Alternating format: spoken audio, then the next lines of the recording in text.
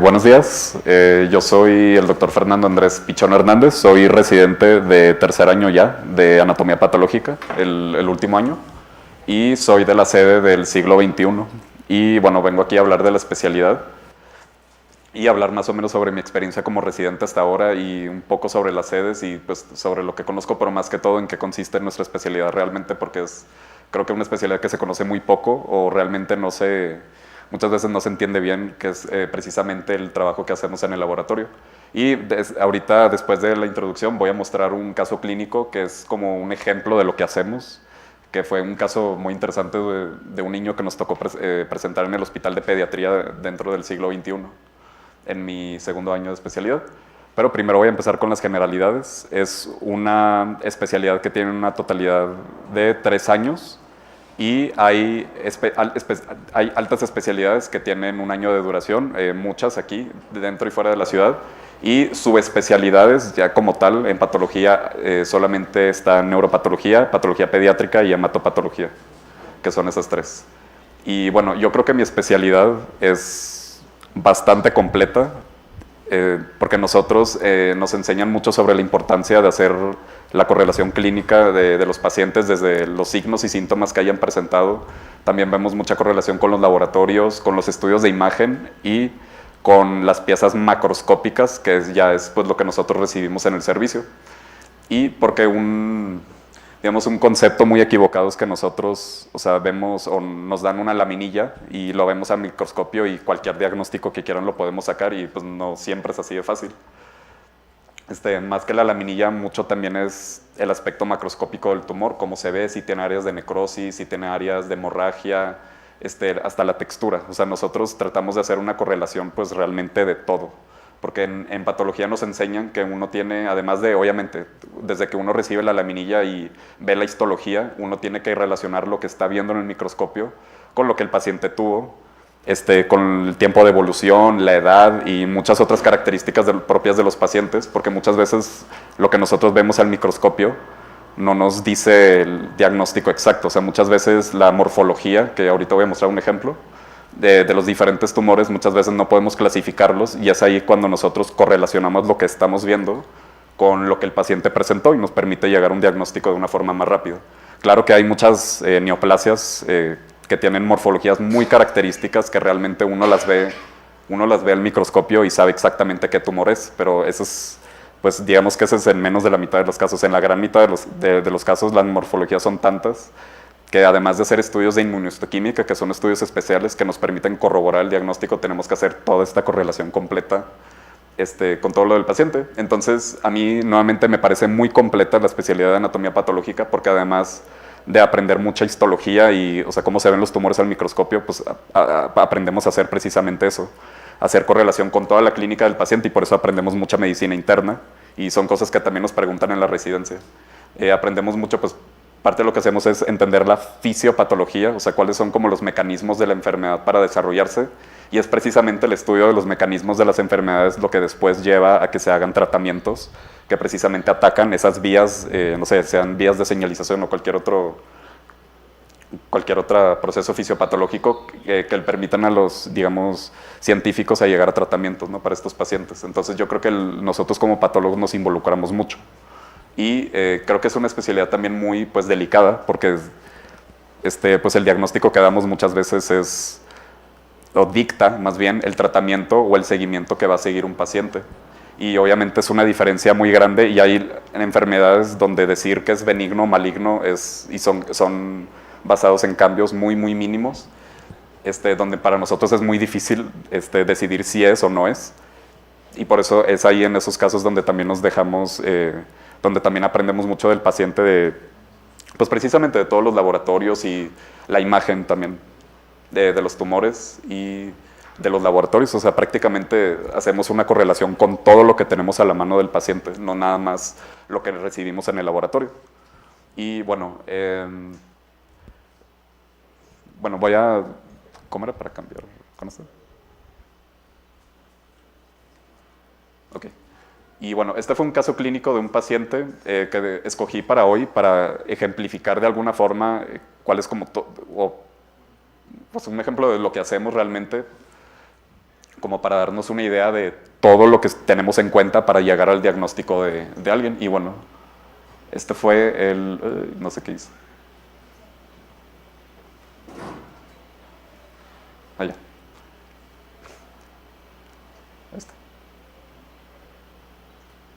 Bueno, se trató de un niño de 9 años de edad, procedente de Puebla, y fue referido al servicio de neurología pediátrica, ahí mismo en el Hospital de Pediatría del Siglo XXI. Y bueno, obviamente tuvimos que buscar en la historia clínica, o sea, aunque nosotros seamos de patología, o sea, nosotros también nos mandan a archivo de los hospitales para completar todo el caso con la historia clínica o lo que está registrado en la historia clínica del paciente. Y al menos en los antecedentes de este paciente, que obviamente hablando de una población pediátrica nos importan mucho los antecedentes perinatales o neonatales, realmente no presentaba alteraciones. En cuanto a la madre o el padre, tuvo un peso de 3.600 y una talla de 52, que son completamente normales, y todos los demás antecedentes personales patológicos fueron negados. Entonces hasta ahora pues no pareciera que en los antecedentes del paciente hay algo importante para lo que vimos al microscopio. Y bueno, este paciente inició en septiembre de hace año y medio con sintomatología de episodios de náuseas, los cuales describían constantes y vómitos pues en proyectil, además de cefalea holocraniana, y sabemos que el vómito en proyectil y la cefalea holocraniana es un dato de hipertensión intracraneal. Entonces, y bueno, y la cefalea mejora parcialmente a los años, y ese también es un dato de una lesión tumoral, o sea, que no responde más bien completamente al uso de analgésicos o de cualquier tipo. Y bueno, a este niño lo llevaron a un HGZ particular donde le realizaron un TAC craneal, el cual reportó un tumor intracraneal, y posteriormente le realizan una resonancia magnética, esto porque es mejor el estudio de resonancia magnética para tejidos blandos, específicamente hablando del sistema nervioso central, más que los TACs. Y bueno, ellos aparentemente reportan una lesión temporal derecha con un edema perilesional importante, pero sin desviación de la línea media. Ahorita voy a mostrar una resonancia magnética que le hicieron después al paciente. Ahora, algo importante es que a este paciente lo operaron en ese hospital donde primero le vieron este tumor en noviembre del 2018, y ellos lo reportaron como un jantoastrocitoma pleomorfo. Ahora, nosotros o sea, yo como patólogo, si yo leo el diagnóstico de un jantoastrocitoma pleomorfo, para empezar, esos tumores son muy raros que se presenten en niños y generalmente no tienen una evolución tan tórpida como el que tuvo este paciente. Y algo que llama la atención es que ellos reportan que este jantoastrocitoma pleomorfo tiene necrosis extensa, que también es una característica que realmente no concuerda mucho con este tipo de tumor. Entonces ahí uno empieza a hacer como la correlación, pues lo que tiene a la mano, ¿no? O sea, si ya conoce uno el diagnóstico previo, uno puede ir asociando lo que suele presentarse en estos tumores con lo que tiene el paciente, como por ejemplo, pues no suele ser la edad habitual, este paciente tuvo una evolución muy mala, y los jantoastrocitomas pleomorfos en los grados de la OMS para tumores del sistema nervioso central son grado 2. Entonces, eso quiere decir que realmente son tumores de no tan mal pronóstico, que no suelen recidivar y suelen tener un proceso en la mayoría de los casos curativo, ¿no? Una vez hecha la resección. Entonces, ahí es donde comenzamos a sospechar que tal vez ese diagnóstico tal vez no es el correcto, tal vez se trata de un diagnóstico diferencial, pero bien, no se trata del tumor que realmente tiene el paciente. Y bueno, posteriormente a este paciente le hicieron, creo que en el mismo hospital donde lo operaron la primera vez, le hicieron otra resonancia donde reportaron una lesión residual en el mismo sitio de la extirpación, o sea, como si el tumor hubiera recidivado. Entonces eso también es muy raro para los jantoastrocitomas pleomorfos, siendo que son grado 2. Y posteriormente a este paciente lo mandaron al hospital de pediatría para una revisión de laminillas o revisión de material, donde le volvieron a repetir los estudios de imagen, y a nosotros nos dieron pues las laminillas que hicieron en el laboratorio de patología del hospital personal donde él se operó la primera vez. Y bueno, ese es el hospital de pediatría. Y bueno, aparentemente el paciente ingresó como en un buen estado general, sin ningún tipo de focalización o alteración neurológica aparente, y únicamente el paciente refería persistencia pues, de la cefalea holocraniana, la cual tiene un predominio en la región temporal derecha, que es precisamente donde se encontraba esta lesión. Ahora, también lo que decía, tenemos que ver los laboratorios del paciente, y bueno, al menos en los laboratorios no se encontró alguna alteración. Este paciente no tenía ni anemia, ni alteración en los leucocitos, y los electrolitos estaban completamente normales. Entonces, al menos en los laboratorios, pues no hay como algo raro. Estos son los estudios de resonancia magnética. Arriba son resonancias magnéticas En T2, arriba son cortes axiales y abajo son cortes coronales. Y esto tiene, no. ¿Tiene señalador esto? ¿No? ¿Sí?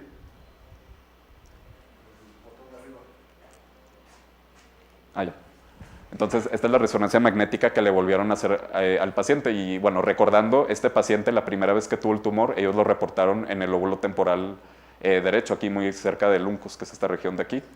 Y al volverle a hacer la resonancia magnética, vieron obviamente este edema perilesional tremendo que ocupa casi el hemisferio derecho.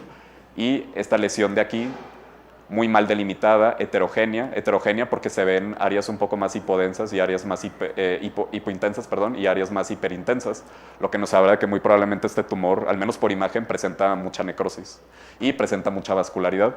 Y lo que llama la atención, pues nuevamente es este edema perilesional tan grande. Entonces uno esperaría que con este diagnóstico de jantoastrocitoma pleomorfo, pues uno esperaría que el paciente se hubiera curado después de la cirugía o que no hubiera recidivado al menos en 5 o 10 años. Y este paciente, fueron como 2 o 3 meses después de la cirugía inicial, ya tenía una recidiva esta lesión. Por lo cual, también por eso lo mandaron al hospital, porque pues el comportamiento no era el de un jantoastrocitoma pleomorfo y el paciente lo mandan a pediatría del siglo XXI pues para corroborar el diagnóstico. Y bueno, esto fue lo que se recibió en el material. Siempre tenemos que documentar todo lo que recibimos, o sea, somos muy descriptivos, no nada más con todo lo que vemos, sino con todo lo que hacemos. Y al menos del hospital general de este paciente se recibieron un total de 12 laminillas y 4 bloques de parafina. Y los bloques de parafina son de donde se sacan, pues, de donde se realizan las laminillas. Y bueno, también parte de lo que hacemos obviamente es muy importante es documentar pues, la morfología de los tumores y lo que nosotros estamos viendo al microscopio para defender nuestro diagnóstico, porque bueno, obviamente pues o sea, uno no espera que todos puedan entender una imagen de estas, o sea, más que el patólogo. Por eso es muy importante para el patólogo hacer mucho énfasis también en el aspecto microscópico de los tumores para poder defender pues, tu diagnóstico. Siempre es lo que te enseñan, o sea, aprender a defender lo que ves. Y bueno, en estas imágenes de las que se recibieron del hospital, estas fueron fotografías digitalizadas. Ah, no, estas no fueron digitalizadas, perdón, estas fueron otras. Pero bueno, podemos empezar a observar estas células que son grandísimas. Si las comparamos con estas células, estas llegan a ser hasta 20, 30 veces más grande. Y algo muy importante es el tamaño del núcleo. Hay una pérdida de la relación núcleo-citoplasma muy sustancial con la presencia de estos nucleolos prominentes.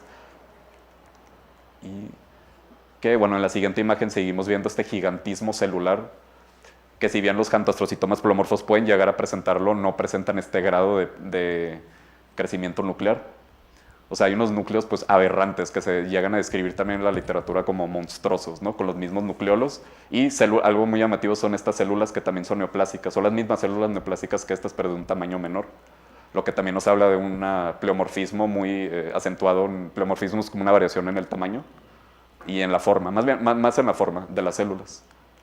Entonces vemos, primero obviamente teniendo en cuenta que es un jantoastrocitoma pleomorfo, realmente nunca alcanzan este tipo de atipia. O sea, estas células son pues horribles, ¿no? O sea, y nuevamente el gigantismo celular es muy llamativo. Entonces, viendo las laminillas, obviamente nosotros empezamos a ver que probablemente no se trate de un jantoastrocitoma pleomorfo. Pero con esa morfología uno ya empieza a pensar en un diagnóstico diferencial muy probable, teniendo en cuenta la edad del paciente, que recordando tiene 9 años de edad. Y pues muchas imágenes son muy repetitivas, pero a mí me gusta poner muchas fotografías aunque se repitan.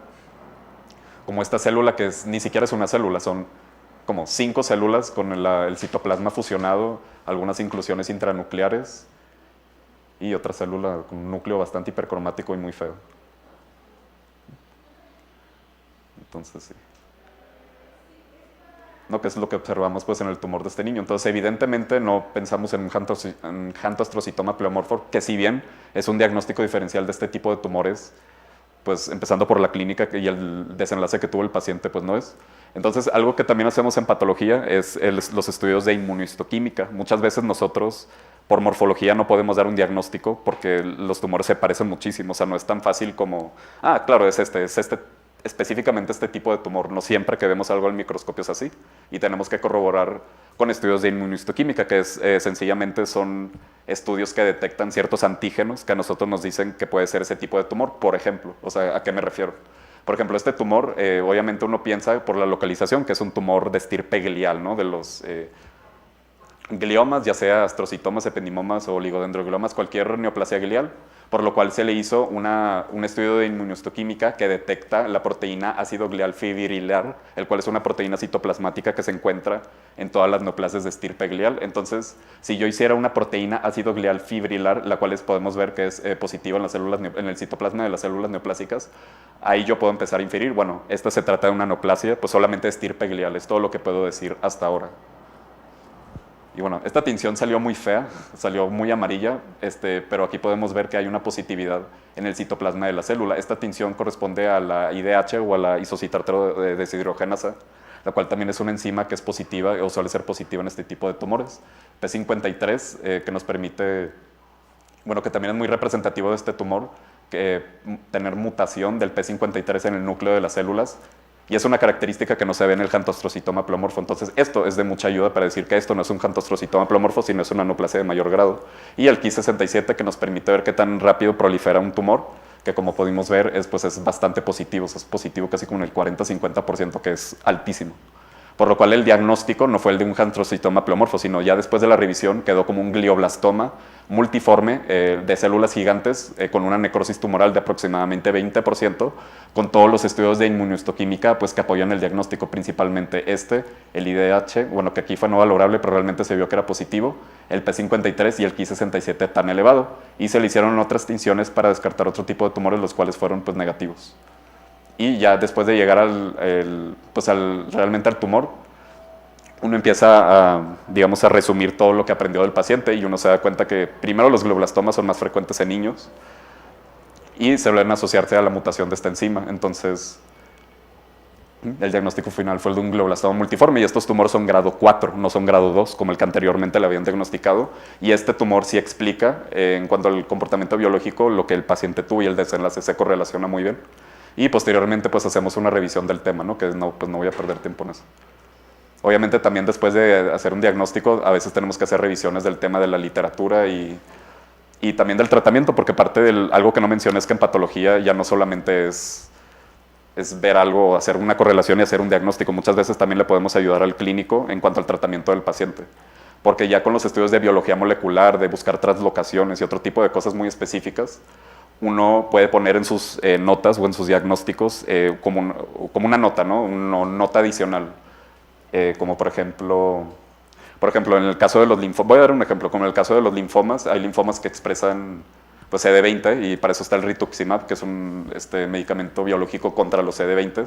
Entonces yo puedo poner en la nota de que el linfoma de tu paciente expresa CD20 de forma muy intensa, por lo cual el tratamiento con rituximab tiene, digamos, como, o este paciente va a tener una muy buena respuesta al rituximab y se lo pones como una recomendación al clínico, ¿no? Entonces, nuevamente, por eso a mí se me hace muy completa esta especialidad, porque hoy en día no es solamente hacer el diagnóstico correlacionando todo lo que tiene el paciente, sino también ayudar al clínico con el tratamiento, y ahora con las técnicas de biología molecular podemos hacer precisamente eso. Y entonces, gracias. Es como, en resumen, lo que hacemos más o menos. No sé si hay como alguna pregunta o de alguna de las sedes, no sé, o de mi sede o... No sé. Entonces sí, a mí se me hace bastante completo. O sea, desde el diagnóstico hasta el tratamiento, el patólogo ya participa pues hasta en el tratamiento del paciente también. Y también es muy importante, el tratamiento para nosotros, porque la radioterapia y la quimioterapia tienen cambios histológicos en los tejidos. Entonces, si yo veo algo y no me dicen que el paciente tuvo quimioterapia, yo puedo malinterpretar lo que estoy viendo. Por eso el tratamiento es muy importante, los antecedentes de tratamiento del paciente. Sí. ¿Cuáles las ventajas de esta especialidad y el campo laboral? ¿Como el campo de trabajo? Bueno, pues campo de trabajo para patología siempre va a haber. O sea, realmente, no hay un hospital que opere o que tenga cirujanos que no tenga un laboratorio de patología, porque también por normas institucionales todo lo que se opera se tiene que mandar a un laboratorio de patología, se supone. Entonces, trabajo siempre va a haber. Obviamente la competencia es mucha, porque patólogos hay pocos. Y cuando tú eres un buen patólogo y te haces conocer y la gente empieza a reconocerte, pues obviamente toda la gente de donde vives pues te va a mandar todas las biopsias y todas las piezas a ti.